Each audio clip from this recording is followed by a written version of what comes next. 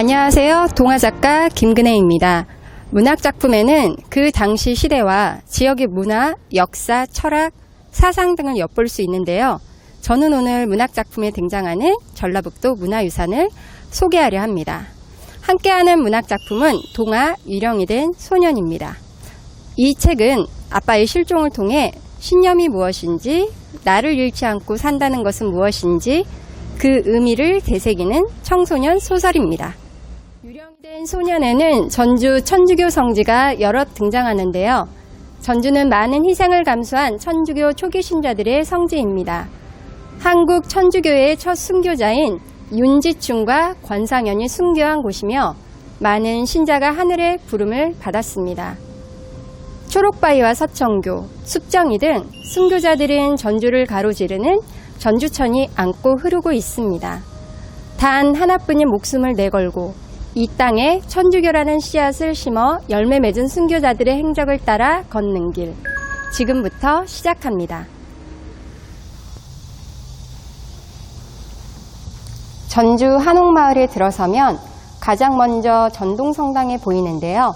이곳은 1791년 시내바퀴 때 윤지충과 권상현이 참수형을 당한 최초의 순교터입니다. 전동성당은 지금까지도 순교자의 피가 흐르는 땅에 세워진 성지로 알려졌으며 국내 천주교 신자들이 반드시 방문하는 순례 1번지가 되었습니다. 자, 그러면 유령이 된 소년의 전동성당이 어떻게 등장하는지 읽어볼까요?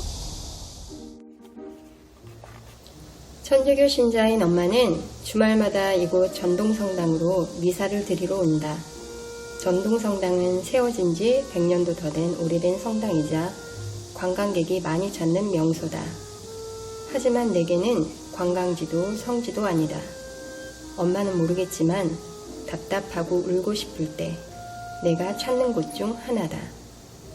회색 벽돌에 단단한 기둥을 두고 빨간 벽돌로 쌓아 올린 성당.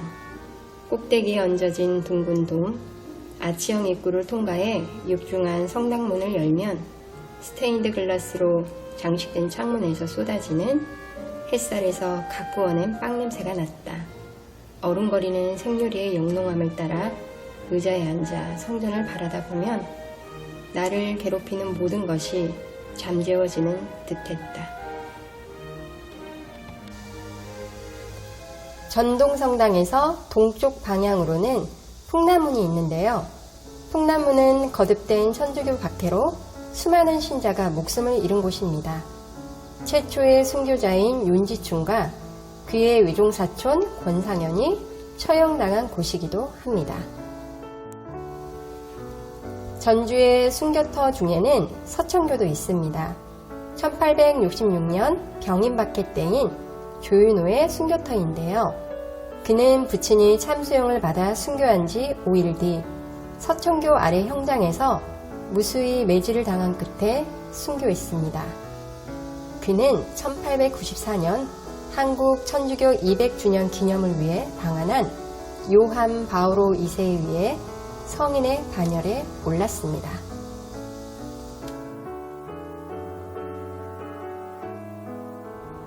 초록바위 아래는 병인박해 때인 1867년 남종삼의 아들 남명희와 홍봉주의 아들이 교수형을 당해 순교한 곳입니다. 1866년 아버지 남종삼과 홍봉주의 죄에 연좌된 남명희와 홍봉주의 아들은 전주진영에 갇혔는데 이들 두 사람은 사형을 집행하기에는 법정 연령이 1살 모자라 1년을 더 기다린 뒤 1867년 배교를 거부함에 따라 천주교 건너 이곳 초록바위에서 교수형을 받아 순교했습니다. 초록바위 진혼제. 초록바위 진혼제? 진혼제가 뭐지? 혼잣말 하는데 아저씨가 내 옆에 조용히 와 섰다. 진혼제란 혼을 불러내 달래주는 의식을 말하지. 어떤 사람의 혼을요? 저기 쓰여 있잖니. 초록바위에서 죽은 영혼을 위한 진혼제라고. 초록바위? 나도 모르게 주위를 둘러보게 됐다. 어디에도 초록바위로 보이는 형체는 없었다. 자세히 보니 광장 안쪽으로 무대가 설치되었고 그 위에서 사물놀이패와 전통악기 연주자들이 공연을 했다. 꽹과리, 징, 북, 장구 소리가 도시의 소음을 다 빨아들였는지 아주 생생하게 들렸다.